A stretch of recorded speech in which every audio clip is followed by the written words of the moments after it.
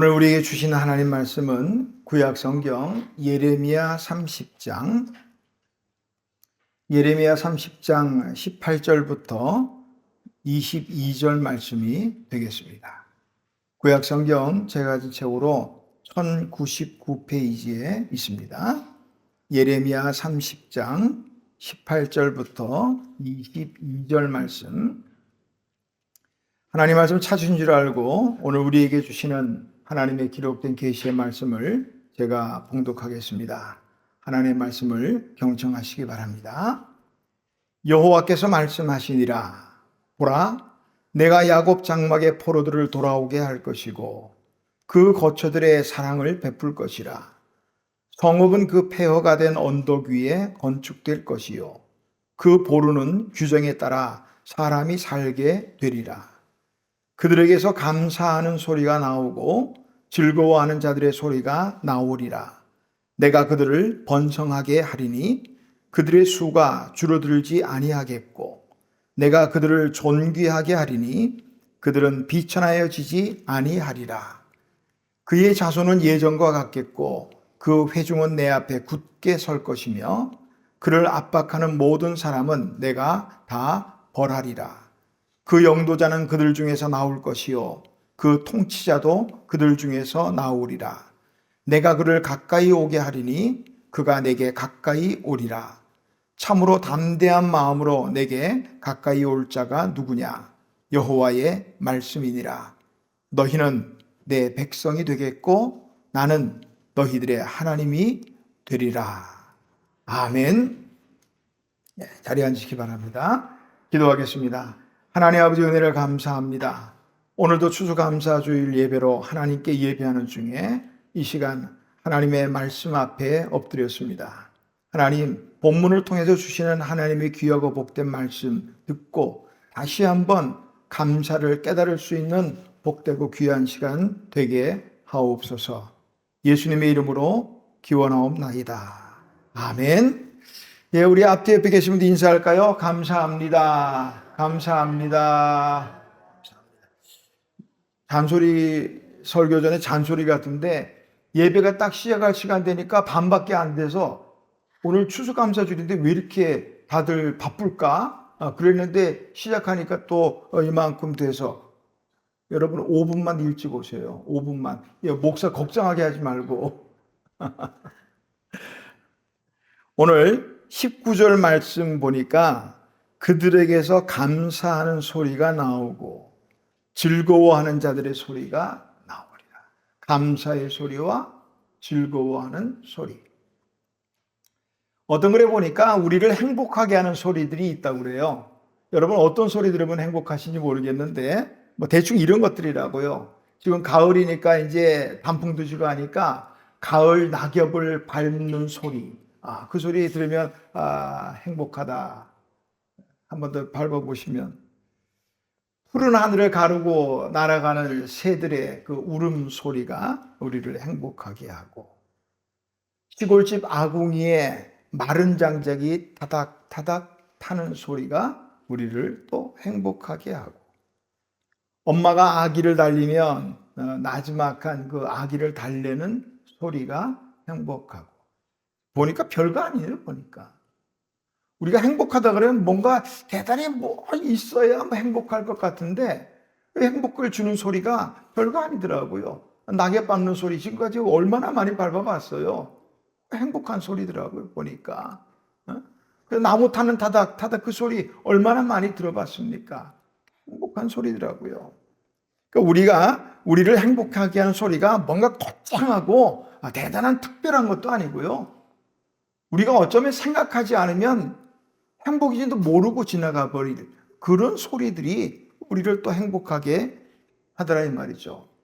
우리 동양에는 옛부터 우리를 행복하게 하는 즐거운 소리가 있는데 세 가지 즐거운 소리, 그래서 삼희성이라 세 가지 즐거운 소리가 있는데 여인네의 다듬이 방망이 소리, 다듬이 소리와 또 글 읽는 소리, 어린아이의 울음소리. 이게 우리 동양에서 말하는 세 가지 삼희성입니다.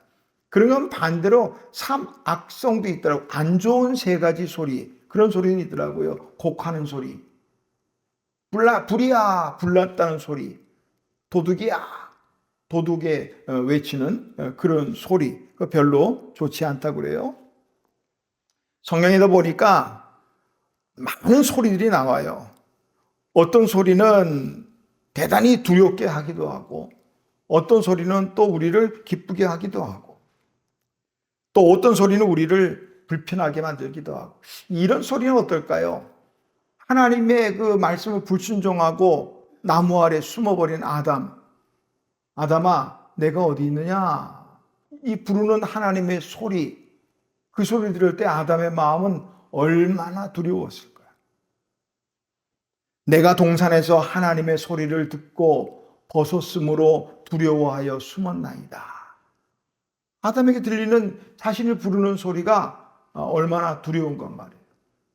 혹시 지금 우리가 기도할 때 하나님 하고 기도하는데 하나님이 아무개야 소리가 들리면 어떨까요? 그 이야기 가운데 보니까 대주교 웰즈라는 주교가 늘 하던 대로 습관적인 기도가 그래서 좋지 않다는 거예요. 습관적으로 하나님에 또 엎드렸다는 거예요. 하나님 하고 불렀더니 하나님이 왜 불렀니? 하고 대답하고 심장마비 걸렸대. 그러니까 습관적인 기도가 아니라 예배에 실패하고 동생 아벨을 쳐 죽인 가인은 아벨의 핏소리를 들었어야 됩니다. 성경에 나오는 말씀 그대로예요. 애굽의 압제 아래 고통받던 이스라엘 백성들이 하나님 앞에 소리 질렀다고요. 살려주세요. 제발 도와주세요. 하나님이 그 소리를 들으시고 그들을 구출하기로 계획을 세웁니다. 가나안의 초성 튼튼한 여리고성을 돌고 마지막 7바퀴 돌고 크게 소리를 지를 때 그 성이 완전히 무너졌다는 거예요. 이것처럼 많은 소리들이 있어요. 교회에는 3가지 소리만 있으면 부흥된다고 하네요. 우리 교회 부흥하기 원한다면 이 3가지 소리 뭔가 잘 기억해 보세요. 찬양 소리, 기도 소리, 아멘 소리. 그런데 아멘 한 사람이 2번밖에 없네. 이거 참. 요 3가지 소리가 나오면 부흥한다는데 별로 마음에 안 들어요. 다시 한번. 교회는 3가지 소리만 나오면 부흥한대요. 찬양 소리, 기도 소리, 아멘 소리. 예, 이 소리가 나면 부흥한대요. 근데 제가 오늘 이 추수감사주일에 가만히 묵상하면서 한 가지 더 추가해야겠다. 무슨 소리일까요? 감사 소리지. 그러면 눈치 있으면 빨리빨리 대답해야지. 감사의 소리가 나야 되지 않겠어요? 교회가 허구한 날 불평하는 소리, 원망하는 소리, 따져대는 소리, 이런 소리 있으면 부흥하겠어요? 감사의 소리가 나야죠. 자, 퀴즈. 마태복음 5장에 예수님께서 팔복에 대해서 말씀하셨는데 감사하는 자에게 주시는 복은 감사하는 자가 복이 있나니 무슨 복이에요? 그럼 또 다른 거. 이게 좀 어려운 모양인데. 갈라디아서 5장에 보면 성령의 9가지 열매가 나옵니다. 감사는 몇 번째 열매일까요? 고민하시는 분들은 성경 좀 더 봐야 돼. 팔복에도 없고요. 성령의 열매에도 없습니다. 감사가 중요하지 않아요? 오죽하면 10명의 나병 환자가 예수님 만나가지고 고침받았잖아요. 그러니까 대제사장에 보이라. 제사장에 가서 너희가 나았음을 보이라. 그랬더니 가다가 나은 걸 알았어요. 몇 명이 돌아왔어요? 1명이 돌아왔다고요. 감사하다고. 예수님 뭐라고 말씀하셔요? 너희 10명이 다 고침받지 않았느냐? 그런데 돌아와 감사함으로 하나님께 영광을 돌린 사람이 너 하나밖에 없느냐? 책망하셨다고요. 감사를 대단히 중요하게 여기시는데도 팔복 가운데 감사의 자리가 없고요. 성령의 9가지 열매 가운데도 감사의 자리가 없어요. 왜 그럴까요? 감사는 신앙생활의 기본이기 때문에 그래요. 가장 기본적인 거예요. 감사하지 않는 신앙, 우리 기독교를 특정 짓는 그 말 가운데 하나가 뭐예요? 기독교는 감사의 종교. 다시 한번 감사할까요? 앞에 계신 분들 감사합니다. 감사합니다. 감사합니다. 자녀들은 부모에게 감사하고 부모는 자녀에게 감사하고 우리 성도들 서로 감사하고 얼마나 감사해요. 오늘 19절에서 감사하는 소리, 이스라엘 백성들이 감사하는 소리가 나오고 즐거워하는 소리가 나온다. 이 말씀하는데 지금 상황은요, 감사할 상황은 아니에요. 우리가 아는 것처럼 예레미야는 바벨론 포로로 끌려간 그 자리에 포로된 백성들을 향해서 주신 말씀이에요. 예레미야 선지자가 활동이 거기에요. 포로로 잡혀간, 우리로 따지면 일본에 가서 우리가 식민지 생활을 했잖아요. 일본에 가서 선지자 활동을 하는 거예요. 그런 선지자가 바로 예레미야입니다.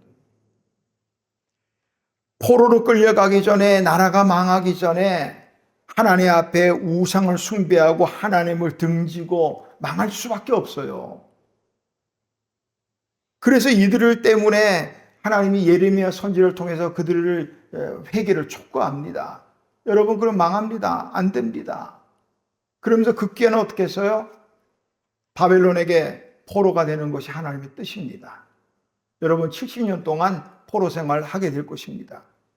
그랬더니요, 웬걸 거짓 선지자들은 천만에 하나님이 우리의 하나님이신데, 우리의 아버지신데, 우리 편인데 우리 어떻게 포로가 되고 그럴 수 있느냐? 거짓말이다. 믿지 마라. 저거 거짓말이다.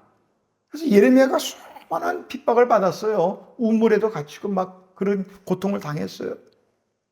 그러나 결국 예레미야 말대로 유다 백성이죠.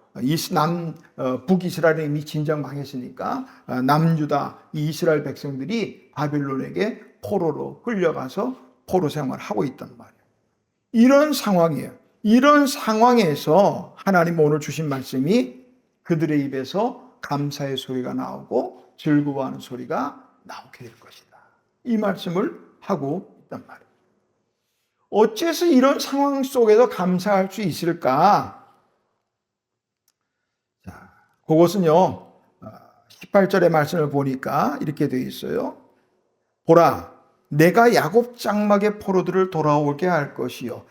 조금 쉽게 다른 번역본으로 읽어드릴게요. 새 번역 성경은 이렇게 번역했어요. 내가 야곱의 장막들을 회복하여 놓고 야곱의 거처를 불쌍하게 여겨 폐허의 언덕에 다시 성읍을 세우고 궁궐도 다시 제자리에 세우게 하겠다. 20절의 말씀도요, 또 새 번역입니다. 그 자손이 옛날과 같이 회복하고 그 회중이 나의 앞에서 굳건해질 것이다. 이스라엘 백성들은 포로로 끌려가서 이스라엘은 황폐해져 버렸어요. 성전도 다 무너지고 불타버렸어요. 사람이 살지 못해요. 짐승들의 거처가 됐다고요. 감사할 수 없어요. 그런데 하나님이 그 폐허 위에 다시 건물을 세워주고 집을 세워주고 너희들이 포로 생활에서 돌아오게 하겠다. 그러니 감사할 수밖에 없는 거예요. 그러니 감사의 소리가 나오고 또 그러니 즐거운 소리가 나오는 거죠. 5절 우리 바로 옆에 보면 30장 5절부터 보니까 그들이 어떤 소리를 냈느냐. 5절 보니까 우리가 무서워 떠는 자의 소리를 들으니, 포로로 잡혀가서 살아가는 그 삶이 결국 기쁠 리가 없잖아요. 무서워서 두려워 떠는 소리가 난단 말이에요. 얼마나 힘들고 고통스러우냐. 6절 보니까 자식을 해산하는 남자를 봤느냐 말이에요. 우리가 성경에서 아브라함이 이삭을 낳고 제가 그래서 우스갯말로 자식은 아버지가 낳는다 그렇게 말을 하지만 해산의 고통은 여인들이 하는 거잖아요. 근데 오늘 물어보는 거예요. 자식을 해산하는 남자가 있느냐? 없어요. 그 해산의 고통이 얼마나 힘든 건 말이에요. 되지도 않은 이런 고통들을 당할 수밖에 없는 그런 상황. 그러나 하나님이 회복시켜주면 감사의 소리가 나오고 즐거워하는 소리가 나오게 된다는 거예요. 하나님은 회복의 하나님이십니다. 아멘. 회복하시는 분이에요. 열왕기하 8장에 보면 수넴 여인의 이야기가 나오는데요. 에스겔 선지자가 이 수넴 여인의 이 섬김을 많이 받았거든요. 그래서 수넴 여인에게 아들이 낳을 것이라 하고 아들을 또 얻게 하고 죽은 아들을 또 살려주기도 하고 이렇게. 그러다 이제 인연이 있으니까 어느 날 에스겔이 기도하는 중에 보니까 기근을 알게 됐어요. 그래서 수넴 여인에게 말합니다. 자, 7년 동안 기근이 들 것이니까 너 다른 데로 피해 있어라. 여기 있으면 뭐 쉽게 말하면 굶어 죽는다는 얘기겠죠. 그러니까 이 수넴 여인이 그 말을 듣고 이제 블레셋 땅으로 피해 갑니다. 그런데 그 여인이 블레셋으로 기근을 피해 간 동안에 그 집을 다른 사람이 떡하니 그 여인의 집과 땅을 차지해 버린 거예요. 7년 만에 기근이 끝나고 그 여인이 자기 집으로 돌아와 보니까 엉뚱한 사람이 자기 집을 차지하고 그리고 그 땅에서 농사 짓고 살더라 이 말이에요. 이걸 어떻게 할 방법이 없어요. 누구도 자기의 말에 귀를 기울여주지 않아요. 자기를 도와주지 않아요. 그러니까 이 수넴 여인이 왕을 찾아갑니다. 또 왕에게 자초지정을 설명합니다. 제가 이만저만해서 이렇게 됐는데 또 이렇게 됐습니다. 그런데 하나님의 역사는 오묘해요. 그 여인이 왕에게 자신의 처지와 상황을 이야기하는데 마침 그때 왕 옆에 게하시가 있었단 말이에요. 게하시가 누군지 아세요? 엘리사의 종이에요. 그런데 그 게하시가 왕과 같이 있는 거예요. 그러니까 왕이 그 여인의 이야기를 다 듣고 나더니 엘리사? 게하시의 종이 여기 있으니까 너 이 일을 알아? 물었더니 게하시가 설명을 다 해주는 거예요. 맞습니다. 우리 주인, 우리 선생님 엘리사 선지자가 이 여인하고 이렇게 관계가 있고 그 아들을 살려준 적도 있고 다 했습니다. 바로 이 여인이 그 여인입니다. 그런 거예요. 그러니까 왕이 어떻게 명령하냐면요. 사람을 시켜가지고 말합니다. 가서 이 여인의 집과 밭을 다 원래 이 여인에게로 돌려주라고 회복시켜 주어라. 그렇게 된 거예요. 근데 거기서 끝난 게 아니고요. 왕의 명령 하나 더 있어요. 그동안 7년 동안 이 여인의 땅에서 얻은 수확을 그것까지 다 돌려주라는 거야. 이렇게 된 거예요. 납득이 돼요? 우리 하나님이 하시면 이런 일이 생긴다니까요. 부흥사들은 이때 말하더라고요. 믿으시면 아멘. 회복하시는 하나님이 역사하시면 그렇게 되더라고요. 자기의 집과 땅을 다 돌려받은 것, 거기에서 끝나는 게 아니라 7년 동안 얻었을 소득까지 전부 다 돌려받은 거예요. 하나님의 회복의 역사가 바로 이런 건 말이죠. 우리가 추수감사절 하면 이렇게 그냥 막 갖다 놓고 뭐 우리가 농사한 건 아니지만 이렇게 풍성하게 이거 수확의 기쁨만 예배하는 그런 날은 아니에요. 하나님께서 우리의 삶을 어떻게 회복시켜 주셨습니까? 올 한 해 하나님의 나의 삶을 어떻게 회복시켜 주셨는지 한번 돌아보세요. 우리가 지금까지 이런 걸 생각 못하니까 작은 일에 그냥 쉽게 불평하고, 그런데 가만히 보니까요, 불평하는 사람은요 어떻게도 불평하더라고요. 감사하는 사람은 어떻게도 감사하는데 불평하는 사람은요 뭐 어떻게 상황이 더 불평해. 어떤 남편이 회사에서 돌아오더니 더러워서 내가 못 참겠다, 이거 내가 때려치르지 마. 그 때려쳤어. 그래가지고 어디로 취직할까, 이제 그놈의 회사는 더러워서 못 먹겠으니까. 그래서 주유소에 취직을 했네. 주유소에서 차들 들어오면 기름 넣어주고 그렇게 했어요. 얼마 안 하더니 돌아와서는 이것도 더러워서 못 먹겠다는 거예요. 왜? 자기는 하루 종일 서서 기름 흘려주는데, 이 설교지만 이게 용서가 들으세요. 어떤 놈은 앉아가지고 기름 받아먹고 있고 말이야. 아, 참, 나 세상에 이래가지고 못해 먹겠다는. 그만뒀어. 그 다음에 공동묘지 관리인으로 들어갔어요. 공동묘지니까 뭐 죽은 사람 들어와서 장례 치를 때 빼놓고는 하루 종일 그냥 막 앉아만 있는 거예요. 얼마나 좋겠어. 바로 전 직장에서는 하루 종일 서가지고 자기는 뼈 빠지게 일하고 그랬는데 이 하루 종일 앉아 있으니까 얼마나 좋아. 그래서 아내가 물었대요. 여보, 요즘은 편합니까? 하루 종일 앉아서 일하는데. 그러니까 그 남편이 뭐라 그랬어요? 야, 나는 하루 종일 앉아 있는데 어느 놈은 하루 종일 아무것도 안 하고 누워 있어. 뭐 이해되시면 나중에 또 못 오시는 분들은 물어보셔요.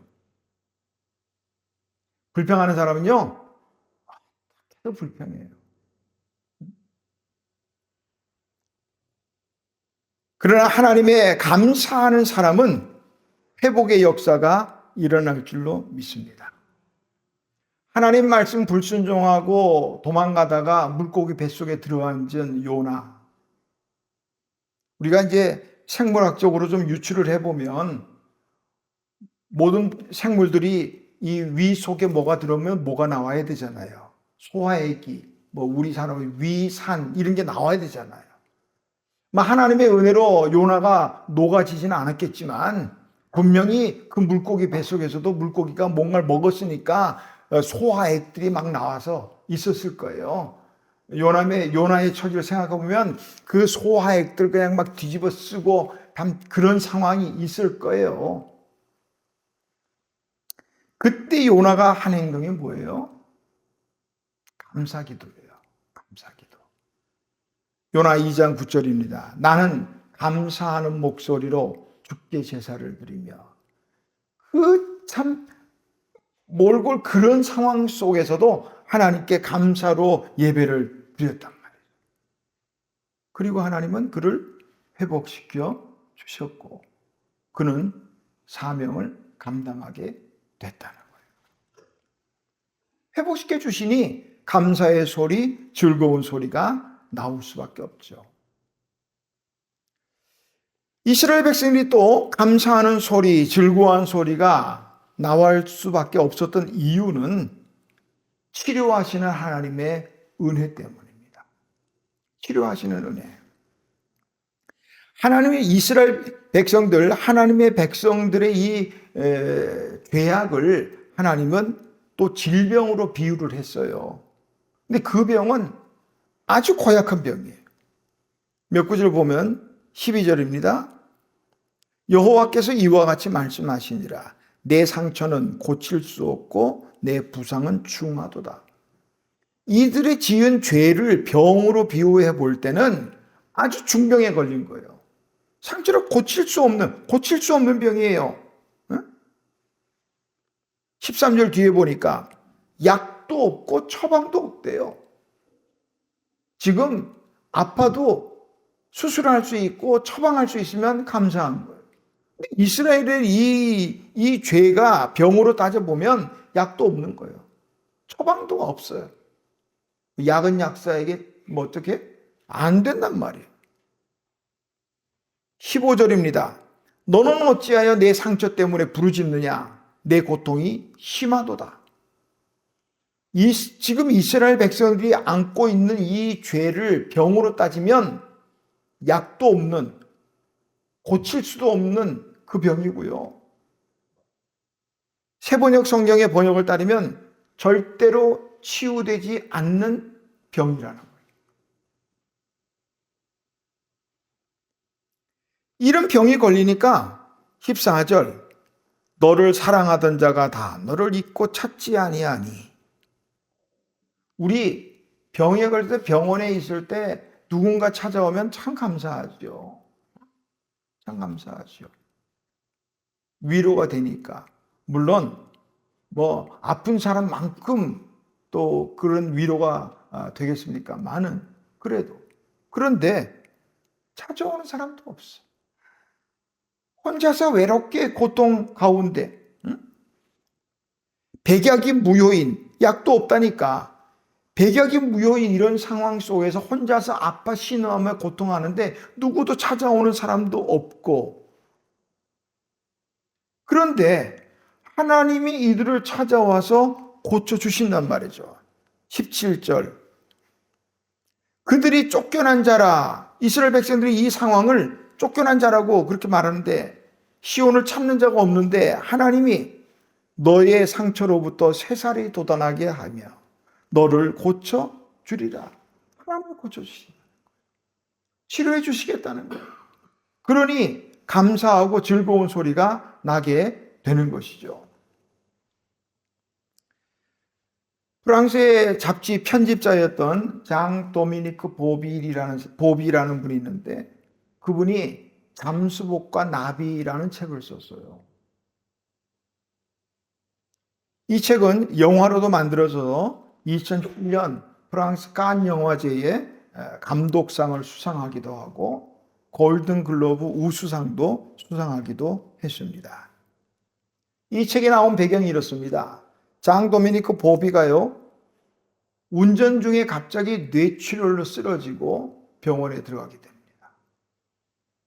한참의 시간이 지난 후에 의식이 돌아왔는데, 그가 움직일 수 있는 것은 왼쪽 눈꺼풀 하나밖에 없었어요. 그러니까 전신마비가 된 거예요. 왼쪽 눈꺼풀 하나만 깜빡일 수 있는, 다른 건 일체 모든. 그의 언어 치료사 아이디어로 이제 대화하는 법을 배우게 돼요. 그래서 왼쪽 눈 깜빡이는 걸로 하는 거예요. 우리가 몇 번 들어 아는 그런 부분도 있죠. 알파벳을 누르면 맞으면 2번 깜빡하고 틀리면 한 번 하고, 이런 식으로 대화를 이제 이어갑니다. 1년 3개월 동안 20만 번의 눈을 깜빡이고 만들어진 책이 바로 잠수복과 나비라는 거예요. 이 잠수복은 전혀 움직이지 못하는 자신을 말해요. 잠수복에 갇혀 있는 거예요. 마음은 나비처럼 홀홀 날아다니고 싶은 마음으로 제목을 잠수복과 나비 이렇게 했다는 거예요. 1년 3개월 동안 20만 번이 넘는 눈의 깜빡임을 통해서 130페이지에 달하는 이 책이 완성이 됐습니다. 그는 잠수복과 나비라는 이 책의 서문에서 이런 말을 해요. 나의 간절한 소원은 고이다 못해 흘러내리는 침을 삼키는 일입니다. 내가 만일 내 힘으로 흘러나오는 침을 삼킬 수만 있다면 나는 이 세상에서 가장 행복한 사람일 것입니다. 침 한번 삼켜보자고요. 삼켜진다면 우리는 행복한 사람. 개척교회를 하나오는 목사님, 사모님이 암을 얻었어요.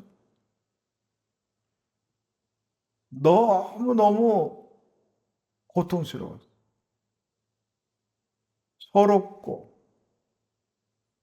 답답하고 하나님께 원망도 되고, 내가 나 잘 먹고 잘 살자고가 아니라 하나님의 영광을 위해서, 그래도 개척 참 힘든 거 그걸 하는데 하나님이 칭찬하고 뭔가 상을 주시기로는 암을 얻었으니 하나님의 원망스러워. 그러다가 그 원망의 화살이 남편 목사님에게 돌아갔어요. 보니까 저놈의 남편 때문에 그런 것 같아요.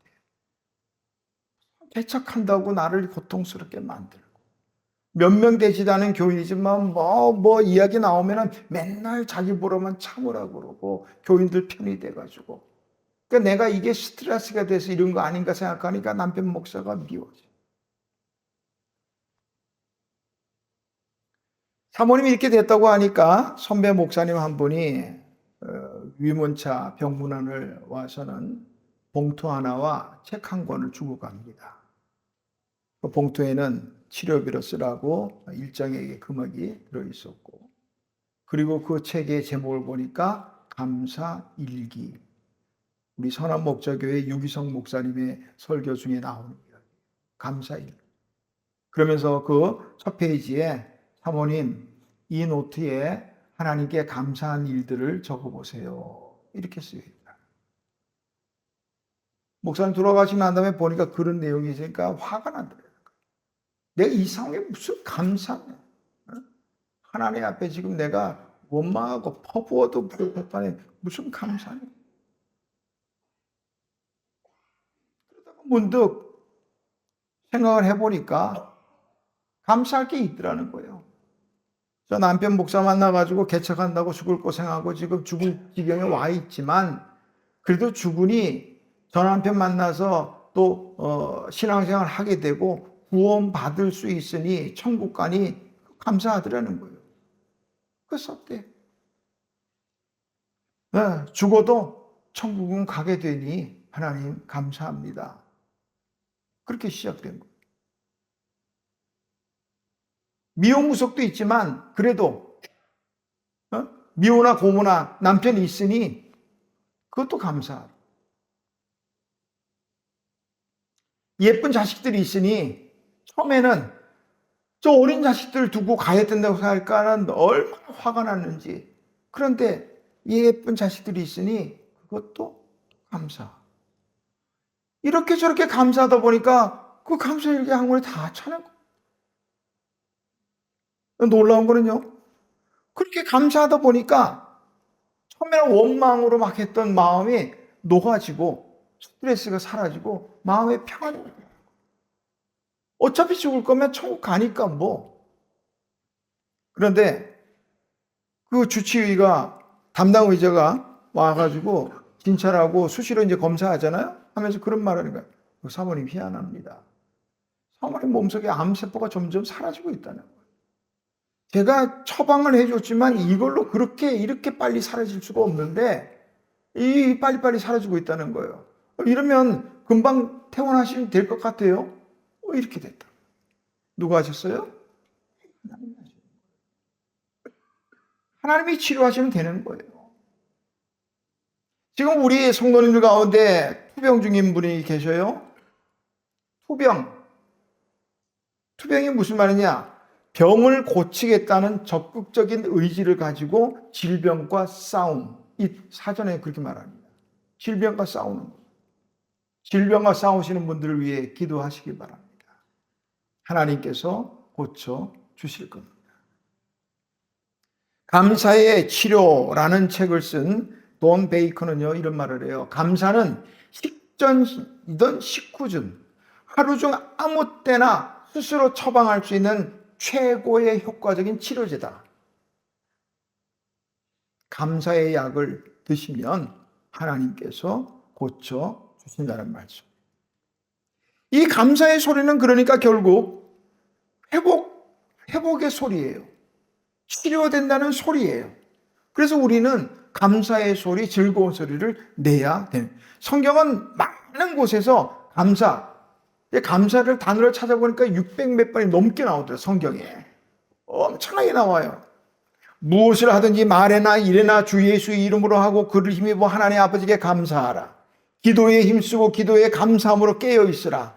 항상 기뻐하라. 쉬지 말고 기도하라. 범사에 감사하라. 이는 그리스도 예수 안에서 너희를 향하신 하나님의 뜻이니라. 아무것도 염려하지 말고 다만 모든 일이 기도와 간구로 너희의 구할 것을 감사함으로 하나님께 아뢰라. 수도 없이 나와요.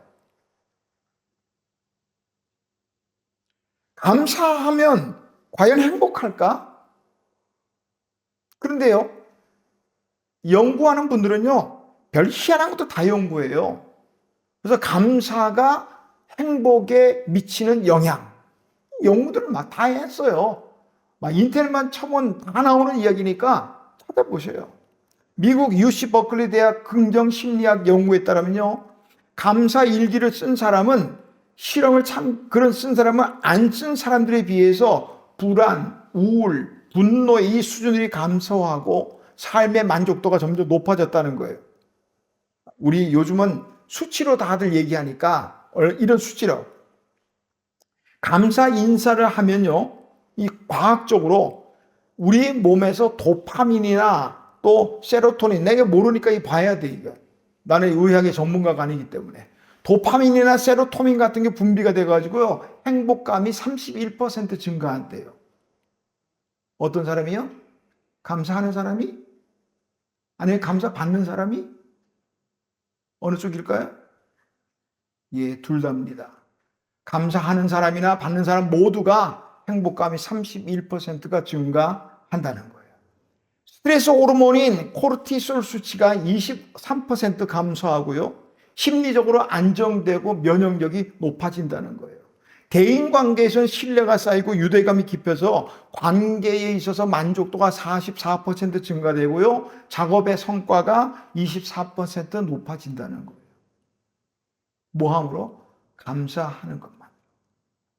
서로 일할 때요. 서로 고맙습니다.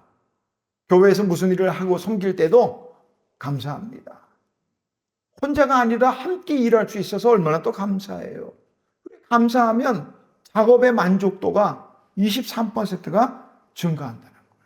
그러니까 감사는요, 하는 사람에게나 받는 사람에게나 모두가 좋은 거예요. 다시 한번 감사하자고요. 앞서 계신 분들 감사합니다. 감사합니다. 행복 도파민이 막 나옵니다. 감사하면 그렇게 된다는 거예요. 감사의 소리, 즐거워하는 소리가 나오면 어떤 현상이 하나님께서 19절에 보니까 그런 복을 주셨어요. 그들에게서 감사하는 소리가 나오고 즐거워하는 자들의 소리가 나오리라. 내가 그들을 번성하게 하니 그들의 수가 줄어들지 아니하게. 저 이 말씀이 요즘 현대 우리에게 정말로 필요한 말씀이 아닌가 싶어요.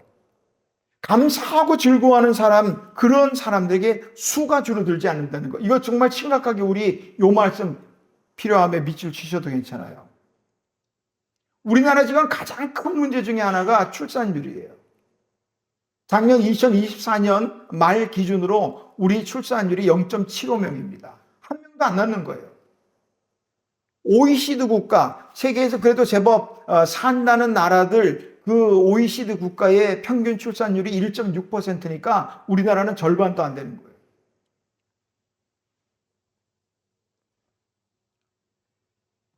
현재 출산율 그대로 가면 2500년도에 되면 나는 그때 없을 거니까 그럴 수도 있겠는데 2500년도에 가면 한국 전체 인구수는 33만 명이 됐답니다.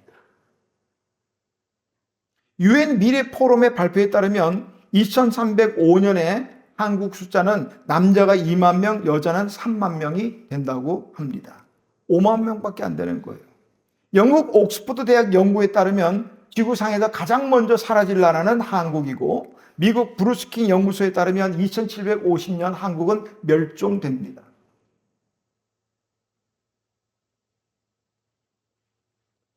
인구수가 줄어듦에 따라서 서울 같은 대도시에도 학교들이 폐교가 됩니다. 우리가 위치한 이 근처의 군부대들은 전부 주기적으로 축소가 되죠.